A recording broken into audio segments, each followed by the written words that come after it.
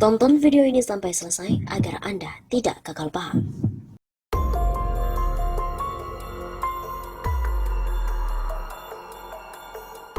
Saat ini sudah 6.625 triliun rupiah utang Indonesia, diprediksi akan naik lagi 41%.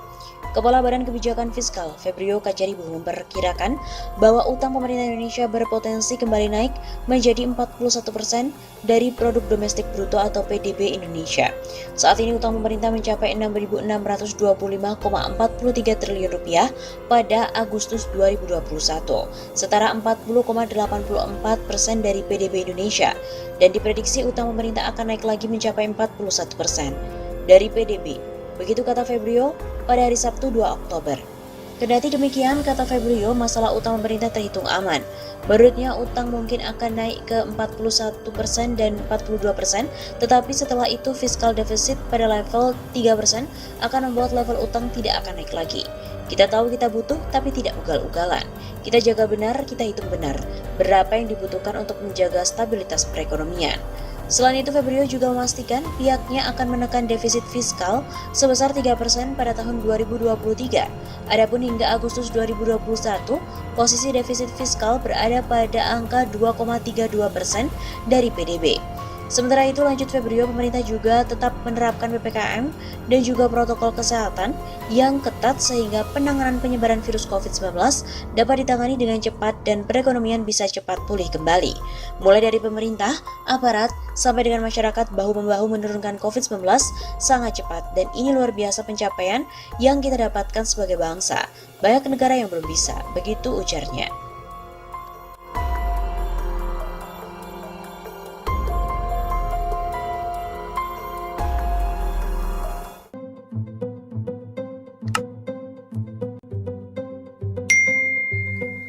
Perkirakan utang negara tahun 2022 tembus 8.100 triliun rupiah. Apakah masih ada harapan terlepas dari jeratan tersebut? Utang pemerintah Presiden Joko Widodo pada awal masa jabatannya, yakni tahun 2014, sudah berada di kisaran 2.600 triliun rupiah. Mantan Sekretaris Kementerian BUMN Said Didu menyampaikan, di tahun 2021 atau pada periode kedua Jokowi menjabat, diperkirakan hutang negara pada posisi 7.200 triliun rupiah. Kemudian di tahun 2022 diperkirakan menjadi sekitar 8.100 triliun rupiah dan akan terus bertambah. Lalu apakah masih ada harapan terlepas dari jeratan hutang itu? Tanya Said Didu melalui pernyataan terbukanya di Twitter pada Kamis 19 Agustus. Dikutip dari APBN kita yang secara rutin dirilis oleh Kementerian Keuangan, posisi hutang pemerintah Indonesia per akhir April 2021 kemarin tercatat sebesar 6.527,29 triliun rupiah. Dari total utang pemerintah Indonesia sebesar 6.527,29 triliun rupiah itu, paling besar dikontribusi dari utang yang diperoleh dari penerbitan Surat Berharga Negara atau SBN sebesar 5.661,54 triliun rupiah atau sebesar 86,74% dari total utang pemerintah.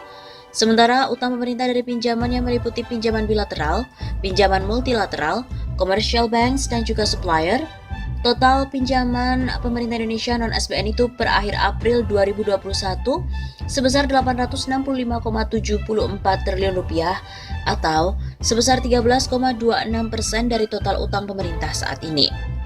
Terdiri dari pinjaman dalam negeri sebesar 12,32 triliun rupiah dan yang kedua yakni pinjaman luar negeri sebesar 853,42 triliun rupiah.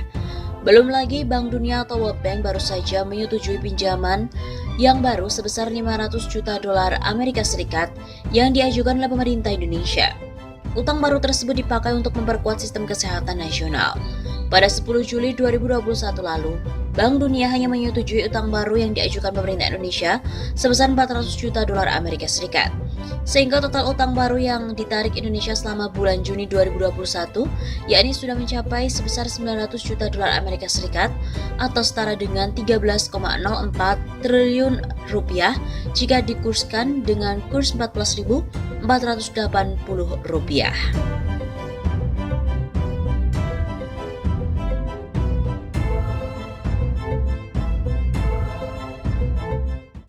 Kita harus ngerti silpa kita aja 6 triliun.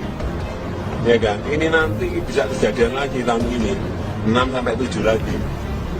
Nah, kenapa harus pakai obligasi ya? Jadi bukan penghematan ya Pak, tapi tidak terserap. Ya tidak terserap itu. Dan jangka pendek itu di bawah 1 tahun ya. Jadi itu terus akumulatif meningkat. Berarti tidak pernah lunas itu utang sebelumnya. Jadi roll over terus, Pak. Oke. Sangat bahaya. Siapa yang harus kita minta bertanggung jawab di dalam masalah ini? Kenapa ada utang itu terus meningkat dan itu jangka pendek?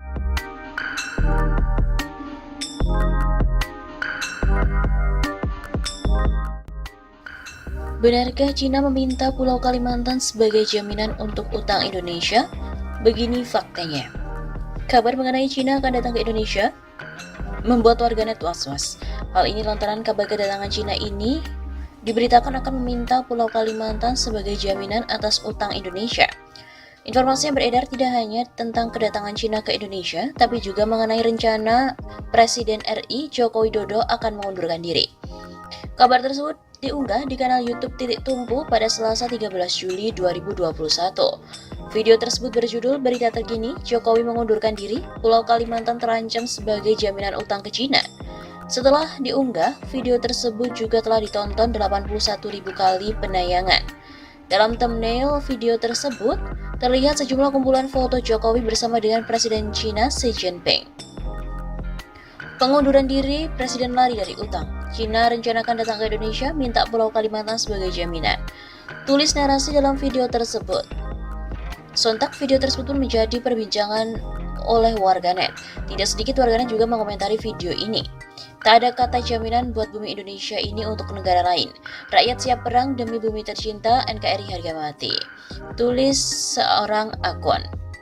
Kami masyarakat Dayak Meratus siap jadi ngayau bila ada TKA yang coba masuk merusak Kalimantan.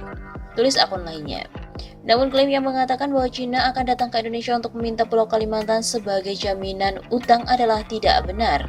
Faktanya tidak ada informasi resmi atau valid terkait hal tersebut. Selain itu, dalam video yang berdurasi 11 menit 47 detik tersebut tidak mengandung informasi yang membenarkan klaim yang beredar.